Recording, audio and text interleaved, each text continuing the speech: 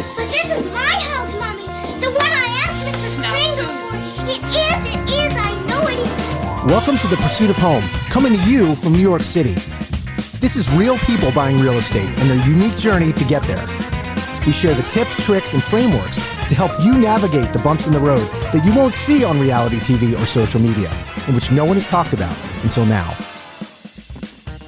Welcome back to The Pursuit of Home. I'm Scott Harris, your host. How can you tell the difference between a decent real estate agent, a good real estate agent, and a great one? Now, this is not a joke.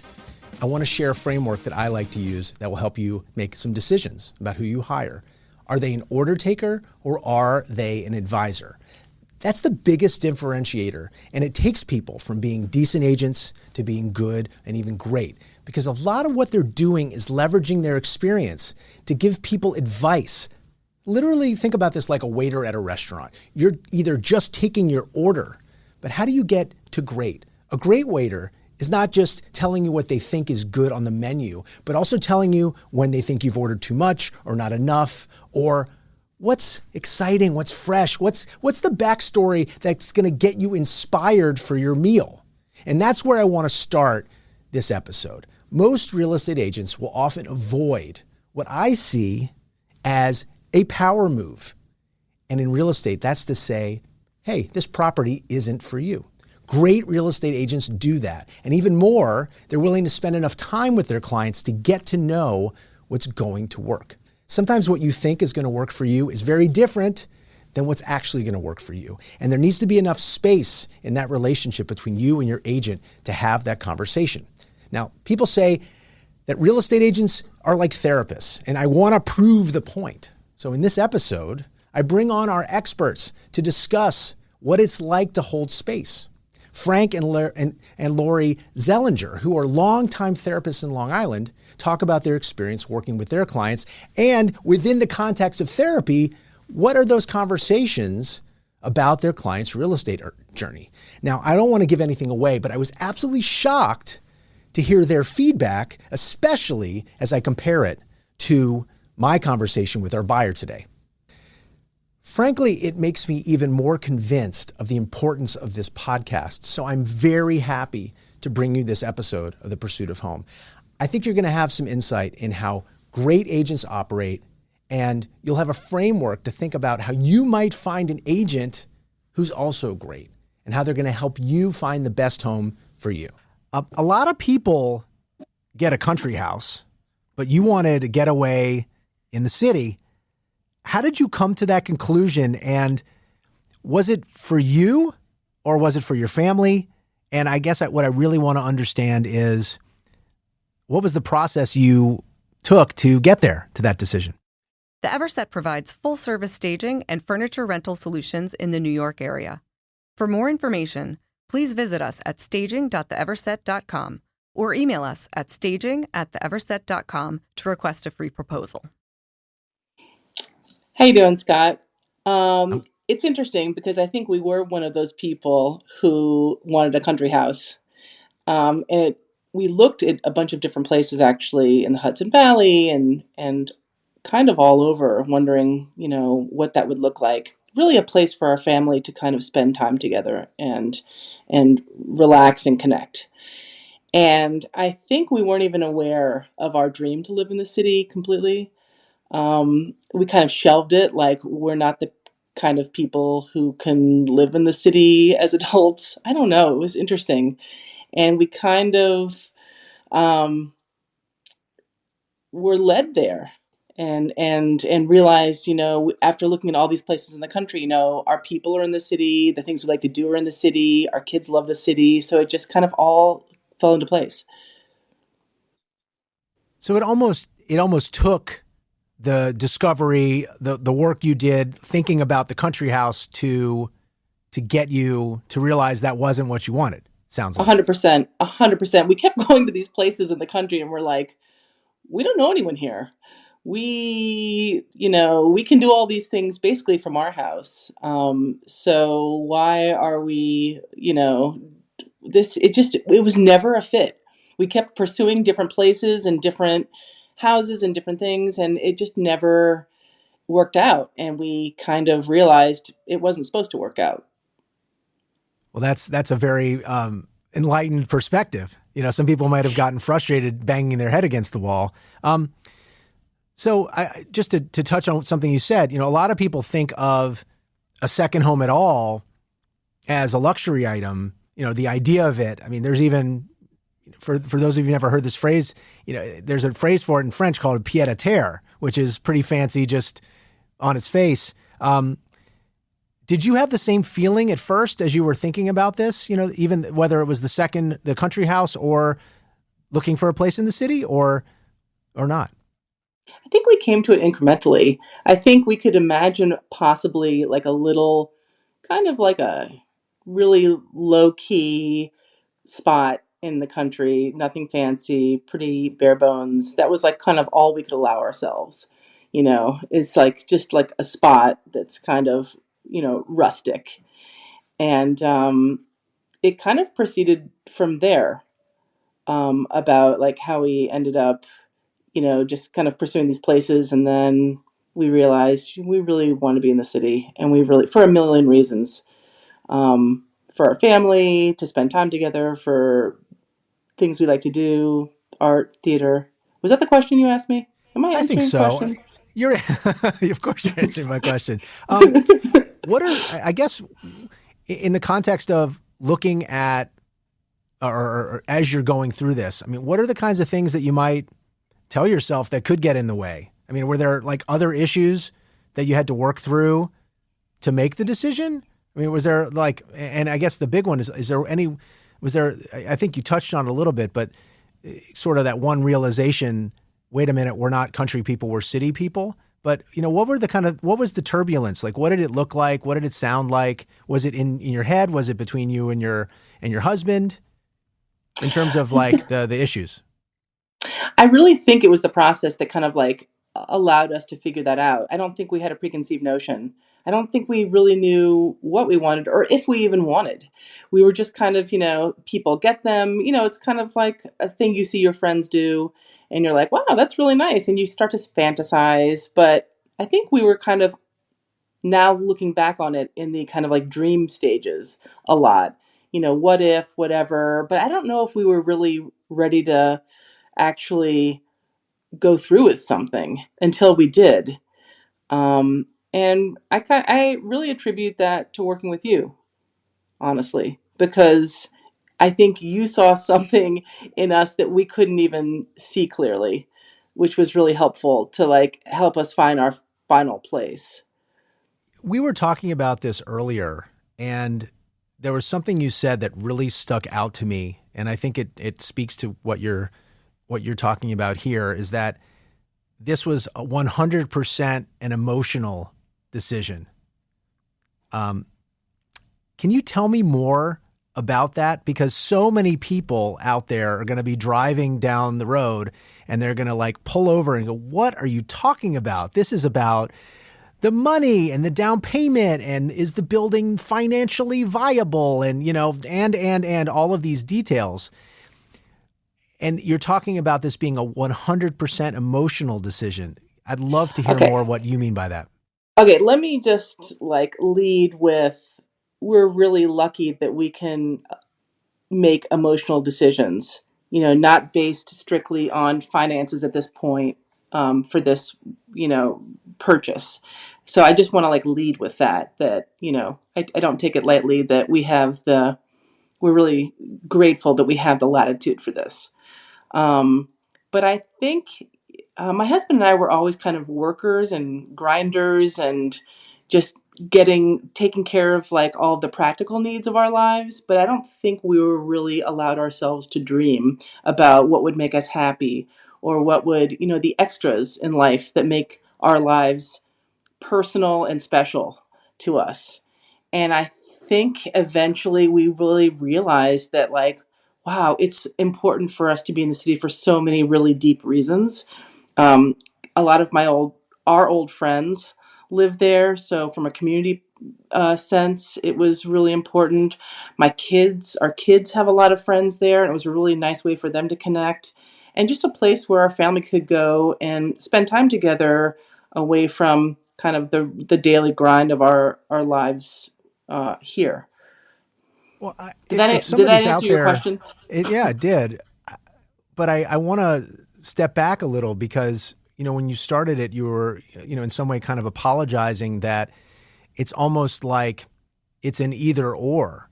If you're listening to this and you're like, that maybe because it's a primary home, it has to be, all the financials have to be such a big part of the decision. And of course, that all of that is so important. But at the heart of it, don't you think that even if you were buying something that was your only home and it was modest, that there's an emotional component to that? And that for the most Completely. part, I mean, yeah. yeah, you're right. No, it's like, how do you want to live your life is kind of the question that we asked ourselves, as opposed to, will this make good financial sense, or will, we didn't go, our metrics are, how would we feel, and how do we want to spend our time outside of work and outside of our obligations? Is that what you're saying a little bit? Well, that's what I'm proposing. Yeah, I'm completely. curious. You made practical decisions. You first started by, let's find a modest spot in the country, and maybe the city place was a little more expensive. But don't you think that, and I'm leading you on here, but don't you think that a lot of times people have the emotional decision they want to make, and then all the financials and all the practicals are just used to justify what is really the emotional decision? Completely. And I think, we've done enough therapy to know more of our emotional story. So we were, I think, more in touch with it. Um, yeah, I think that's underneath, whether people realize it or not, there's so many different things driving purchases and how we spend our time and money.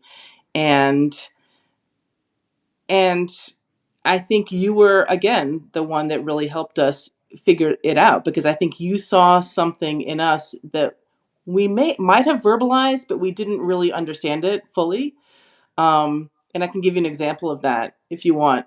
Please. But it was really like helpful to partner with you on that, because you can't do these things alone. You really need people around you to kind of help shape where you're going and identify what you want. So there's one example that you wanted to share? Yeah, I mean, I remember seeing some places with you, and you were like, this is a great place, but you guys want a home. You don't just want an apartment or a pied a terre. And I didn't really appreciate that until I did, and until we found the spot that we're in. And I was like, wow, Scott really knew what we wanted and what we were looking for before we really did. Or before, I mean, I guess, could verbalize it, but I mean, I'll speak for myself. I didn't see the whole picture clearly enough. And when we walked into the place that's now our home, it just feels like a hug, and it feels like a place of just comfort, and a place where our friends love to be, and our kids love to be, and our kids' friends love to be. Sometimes that's good, sometimes that's challenging, but it's it's like everything we really wanted. By the way, that I think what you just said is totally applicable whether you're looking to buy a home for that you use all the time or not. I mean, right? It's so it has to feel right to you. This is kind of a fun question for you. What was harder, finding the home or working through the turbulence to get to the decision? Meaning, like, the actual process of searching for the house, or the kind of all the conversation and all the noise?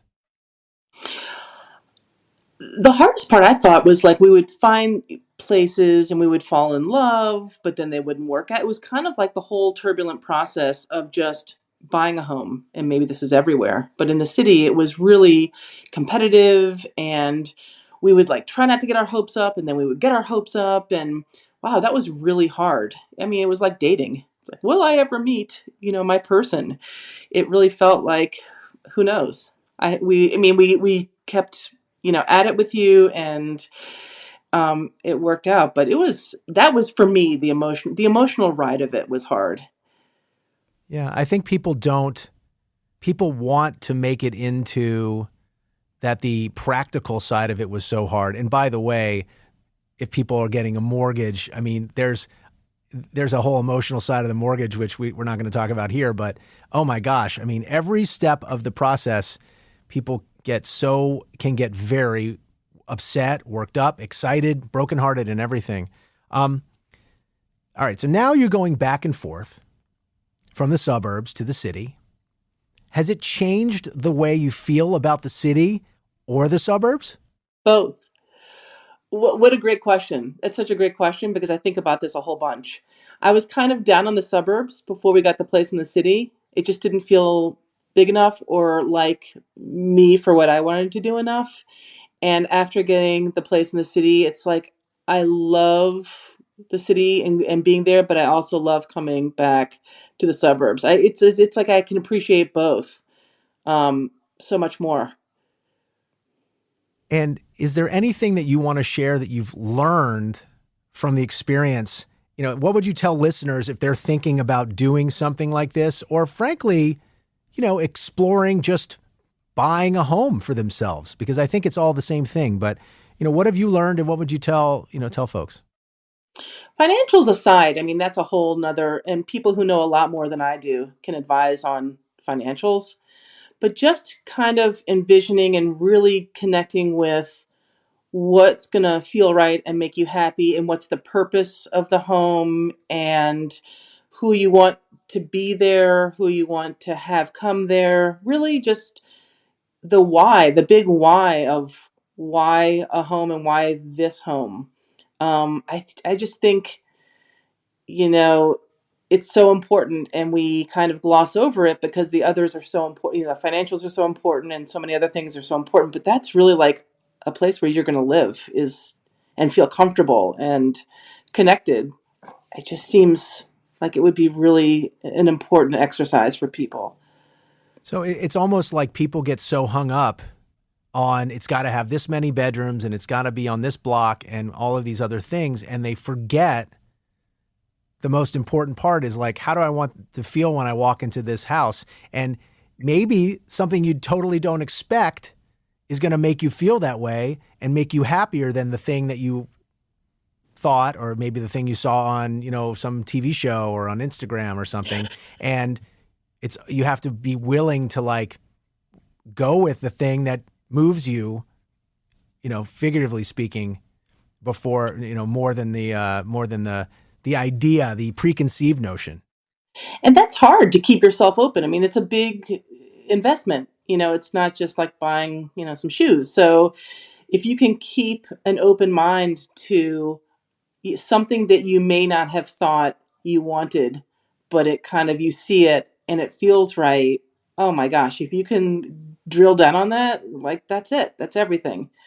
And we also, what contributes to that is we see so many images of homes and places and what we're supposed to like and how we should live. And it's not according to us. It's according to like what everyone else is doing and what we think we should do. And if that's the noise you were talking about, if you can just turn that down and really turn up your own kind of openness. And I mean, part of it is like having a vision, but then being open to kind of what may not be in that vision. It's difficult. I don't necessarily think the apartment that we landed on was something that I had envisioned, aspects of it for sure. But yeah, it's different and in some ways much better than what I ever dreamed of. Well, thanks so much for being here, and I really appreciate you being so open and honest. So we'll see you and talk soon. All right, wonderful. Thanks so much, Scott. Welcome back to The Pursuit of Home. I'm Scott Harris, your host. Today's conversation offers you a choice to think about. Do you buy a home for all the practical reasons, or do you just go with your gut? Now, you may think that the second choice is a luxury only for some, or you may think that it's a false choice, as I do, because I think you can have both. I think the discussion of the practical and the rational, apart from the emotional, is wrong.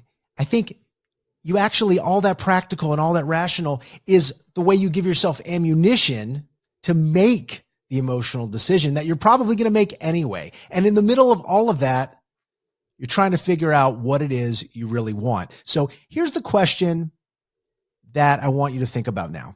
Is your agent the kind of person that can help you figure out what you want? Or is your agent an order taker? Now, I want you to think about a waiter at a restaurant. The decent waiter takes your order, but the good waiter knows the menu, can tell you not just what's good and what's bad, but then shifts into great when they tell you, wait, you probably ordered too much, you didn't order enough, or they can tell you a story about what's fresh and what inspires you so that it elevates your meal to another level. And that's what's relevant here. Great agents will actually tell you when a property is wrong for you. They'll spend some time so that you can actually unpack what's going to really work. And sometimes it operates on that gut level. You get all this information and then ultimately you operate from your feelings, because it's just about making enough space to know how to have that conversation. Now, people say that real estate agents are like therapists, but we're going to put that to the test today. We're bringing on Frank and Lori Zellinger, who are therapists from Long Island. I asked them some hard questions about what's the real estate conversation look like from the therapist in the therapist's office with the person who's a buyer. What are they sharing about their experience with their process? What are they sharing about their experience with their agent? I don't want to give it anything away, but it was really shocking. So without any further ado, here is my conversation with this incredible buyer trying to use her feelings, bringing together to find out what she would love. And then we're going to unpack that with the Zellingers. Well, I'm happy to have on the podcast today, Dr. Lori and Dr. Fred Zellinger. Welcome to The Pursuit of Home. Glad to be here. Yep. Glad to be here. One of the reasons why I wanted to have you, and it's like a twofer here. We get two amazing two amazing doctors who are covering both work with children. This podcast is supported by the Moore Network, powered by Brown Harris Stevens. Real estate touches every aspect of our lives, from design and architecture to investing and the economy. Now there's a way to get all your real estate information in one place. The Moore Network. With more than 20 podcast and webcast series, the Mastery of Real Estate Network is powered by Brown Harris Stevens, one of the country's most distinguished brokerages. Discover advice from notable entrepreneurs, compelling topics, and access to top global real estate experts. Subscribe to their YouTube and Apple podcast channels by visiting getmorenetwork.com. Work with adults and couples. Lori, I know you've put out a lot of children's books explaining kind of the different emotions that people feel. Fred, I know you're extraordinarily active and just revered in and around the Long Island area and beyond. But this conversation really seemed for me to kind of encapsulate, what do couples go through when they're making decisions?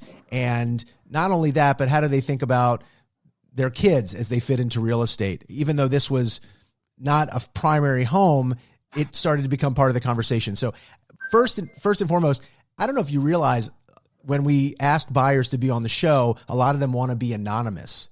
So, and they don't want to disclose private information, but this buyer started to talk about dreaming of the extras. And I wonder, and I'd love to hear your thoughts about this sort of desire for anonymity and struggling with dreaming big. To me, seems related. And I'm curious to hear what you think. I mean, how common is it for your clients to to talk about the struggle, like when they're trying to dream big, but they're also like just trying to figure out what the right thing to share is? It's interesting because in a personal therapy session, that happens a lot. We talk about dreams and reality. But I think in a social media and relationship to other people, when your dreams aren't being met, you don't necessarily want to share it. So the process of searching to fulfill a dream, but then not accomplishing it, might not be something that's easy to talk about. Right. I mean, it's like at the deepest level where Like we're talking about the home. Right. Here we are like, wait a minute, I'm in my life and something's really not working. Yeah. It's like failure. It's like admitting to failure. Right. Right. I love her analogy about that it was like dating, the ups and downs and do you put all your eggs in one basket and will this be the one? I think it's so emotional. You have some idea of, okay, this is what I'm going to love, but this is what I'll settle for. And then they try to find something that's going to hit as many boxes as possible. But then the other thing in a marriage, you also have to figure out, are my boxes the same ones that are important to you? You know, and then if you have children, what else do you have to think about in the mix? So where do you compromise? Well, right. Before we get into the relational piece, I did want to ask, she spoke about this idea of like either or, and almost like it didn't even occur, or I'm not saying it didn't eventually occur, but for a while it's like there wasn't even a world in which she could have it all. And I guess there's like this underlying theme of sacrifice. Like you can't have it all because you have to give up something, like almost it's required to give up something. And how common is it for parents when you talk to them to look at a home purchase as something that they're giving up something because maybe they're moving somewhere so they could have the right school district? How often do you hear that? I hear it all the time. I work with a lot of young couples in the process of their first homes.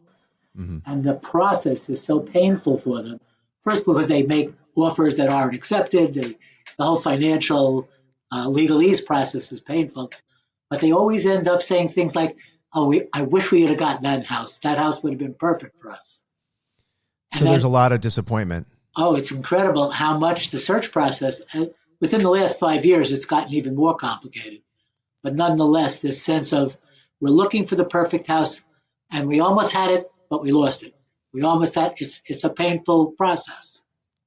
Like the one that got away. Exactly, like dating. And you know, if you're out there listening to this, the conversation was a lot about someone who was buying this second home, which sounds very fancy, but I think it has there's no difference between, at least from the woman we were speaking to, about her wanting to do this and if you're buying a first time home. And I think that's the important thing to keep in mind, that even though she was buying this thing that really was like, it wasn't a need, it was a want. Yeah. And and it's still, she was struggling with trying to figure out like, or just allow herself to dream bigger. And what you're saying with all the disappointment that your clients and the same clients that I'm going to talk to just imagine, that are facing. Even if you have all of the economic means in the world, you can still experience disappointment. Yeah, the emotional side, again, we're talking about this and it's obvious, like they come to you and they talk about it. They come to me and they talk about the emotional roller coaster. But what about, why aren't we hearing more about this in like a public facing way? Now, I mean, everyone's going to say, well, of course, Scott, people put on the highlight show when it's social media, but it just seems like so many people are going through this. I mean, this is almost everybody. It's 2/3 of Americans are going to buy a home. And why? And maybe I'm asking the dumbest questions in the world, but like, why is it that people are so afraid to share the ups and downs of what is such a common experience? It's like an admission of failure or admission of something they can't accomplish. We can't get what we want. People don't like sharing what they perceive to be inadequacy or failure. It's a very complicated emotion, but they will talk to their parents about it. Right, They'll talk to their therapist about it, right? But they won't talk to the public about it. They're not coming to their cocktail party and saying, "Oh, I lost another bid. I lost another bid." They can't. They'd rather go there and say, "Oh yeah, we found the perfect home." Right. Just share the does reflect badly on them. You know, if I say, okay, I missed another one. And Lori, just, you know, to loop you in here, when does it happen?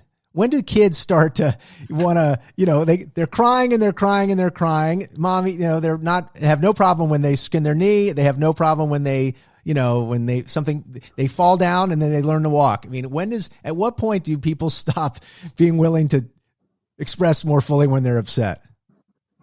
Is it 7? Is it 10, 12? So I can tell you, though, this may be a little bit off topic, but sure. Elementary schools are giving kids language for all of their emotions now so that kids are learning to express themselves. So I would say traditionally, probably not until kids were 8 or 10.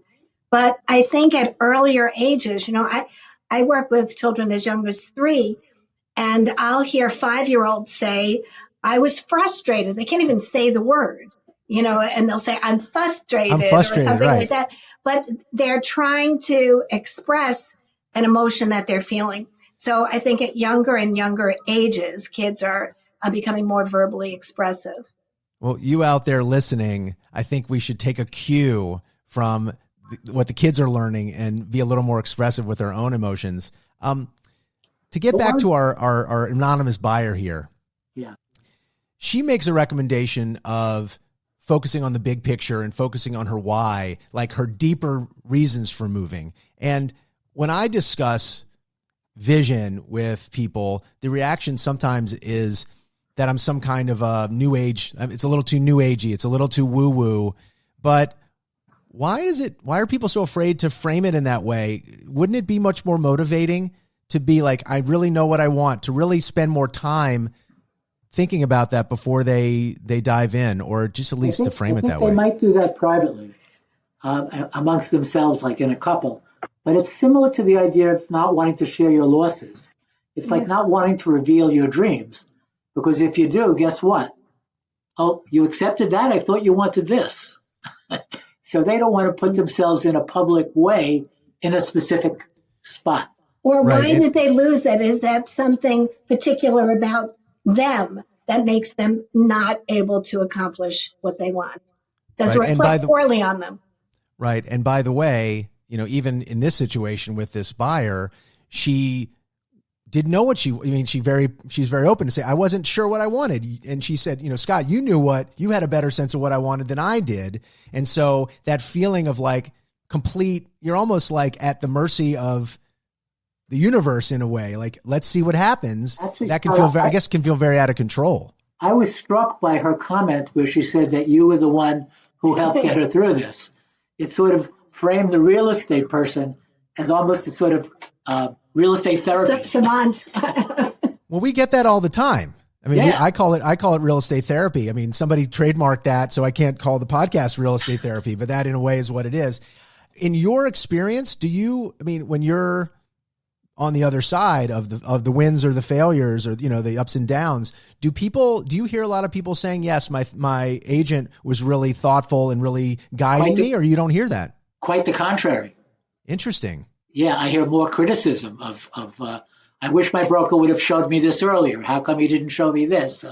Or how come he showed me this? That's not even remotely what I want. It's sort of almost like just make the deal is how they're describing themselves. Yeah, I mean, I think that's if there's anything that I want listeners to know is that I really think the best agents out there are doing, not that they're licensed, not that they've written so many books or done all this amazing stuff you have and been in private practice for therapy, but the best real estate agents, I do think, do a version of what, of listening and creating a space where people feel more safe to communicate. And those agents are out there. I know it. I really do know it. But I'm in some ways I'm sad that you cover Long Island, which is a massive, mostly residential world, and that you're not hearing more positives around the real estate agent. No, the most common thing I hear is, "Oh yeah, she sold my friend's house." Huh. Or he sold my friend. Not the intimacy of relationship. Well, on that note, I would just want to ask if there's any one thing that you think a buyer, like the woman you were listening to, somebody in that position could do, maybe a step a little out of their comfort zone to that they might be able to do that would help them have a better communication, have a better experience. From your perspective, what do you think that might be? Well, I think of it almost the analogy to marriage. Talk about the reality of things, like delve into it before you start looking at houses. You have to have a real good understanding of like a plan, a sense of what do we really want? What's the most important thing? What are we looking for? Just the dialogue itself. And I think that's where brokers can be most helpful. Let's talk about what you're really interested in. What's most important to you? So spend more time in that dreaming phase together, sit down, really lay it out in the most honest way you can. These are all the things we're looking for. And then the agent should say, that's great. At the same time, we don't know where this is going to go, and there are going to be some ups and downs, but to be a little more open about that, that process a little clearer, a little more transparent. Does that Even sound right? amongst themselves. Yeah. I think also visiting different homes and discussing what did you like, what did you not like. So it may not be the very thing. Maybe I want a brick wall, or maybe I want a garden. But if they can express the kind of feeling they want in the home, the real estate agent might be able to find a place that meets that expectation, even if it doesn't have the brick wall. Does it have something else akin to that gives you the same feeling? Yeah. So it's like the agent's job is to translate that feeling, that desire for that feeling, into something. Like they have to be able to intuit it in some way. Okay, I understand the feeling. Maybe they need to ask more questions to make sure they understand the feeling. And then Right. let's turn that into a house. Does that Can sound I right? ask you a question, Scott? Of course. When you walk into a house that you're about to sell, do you interpret the house on an emotional level, or do you only see it as a house? It's only the emotional reaction that I have is only in relation to the person. Does that make sense? Yeah, no, that does. I was That curious how it works. I have to get to know my clients and have those kinds of conversations before and after they see something, so that when I see it, I go, this is why they're going to like it. I have to be willing to have an opinion, take a stand. Mhm. They like this buyer who you listen to. In this case, I worked with her. I mean, people I interview I don't always work with directly on their purchase, but I said to her on a couple of occasions, this isn't your house, and this is why. And I'm willing for her to tell me, no, you're wrong. That's okay too. But I think to have that kind of open, Trust. safe It's trust, right? Yeah.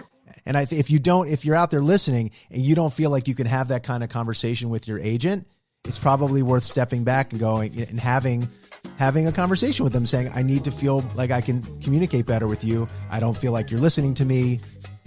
Say those kinds of things, because if you don't feel good and open, you're not going to be able to. You may not find the right house. I mean, that's really what it boils down to. So their relationship with you then isn't just a business relationship. It becomes also a personal one, that they know that you're caring and you're working for them to find exactly what would make them happy.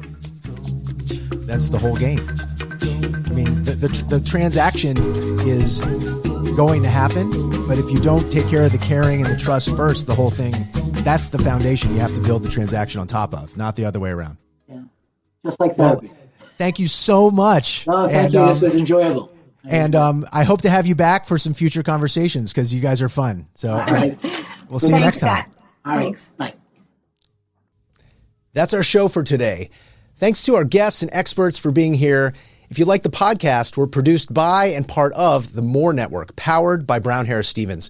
Check out all the amazing podcasts on the network talking about the New York City real estate market and beyond. If you found this episode helpful, rate and review it wherever you listen to your podcasts. Push that follow button on YouTube, share it with your friends, and check out how to recommend guests or apply to be on the show. You can discover other ways to pursue your home right there in the show notes.